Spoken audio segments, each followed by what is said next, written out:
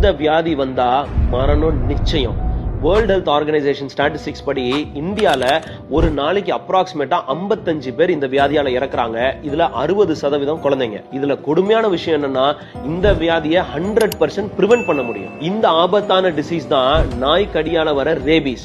Recent டைம்ஸ்ல especially குழந்தைங்களை நாய் கடிக்கிறது ரொம்ப காமனா பாத்துக்கிட்டு இருக்கோம். இதுல ரொம்ப சேடான ஒரு விஷயம், ஒரு குழந்தைய நாய் கடிச்சதுக்கு அப்புறம் அந்த குழந்தை வீட்டுல சொல்லவே இல்லை.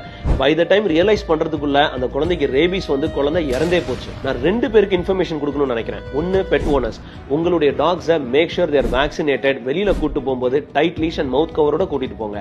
நம்பர் 2, பேரண்ட்ஸ், குழந்தைங்க கிட்ட டாக் பைட் பண்ணாலோ ஸ்கிராச் பண்ணாலோ இல்ல கேட்ஸோ பைட் அண்ட் ஸ்கிராச் பண்ணா உடனே வீட்டுல வந்து சொல்லணும்னு சொல்லி கொடுங்க. டாக் பைட்டுக்கு அப்புறம் நம்ம இம்மீடியட்டா போய் வேக்சினேஷன் போட்டுக்கிட்டா ரேபீஸ்னால வர டெத்தை நம்ம 100% பிரிவென்ட் பண்ணலாம்.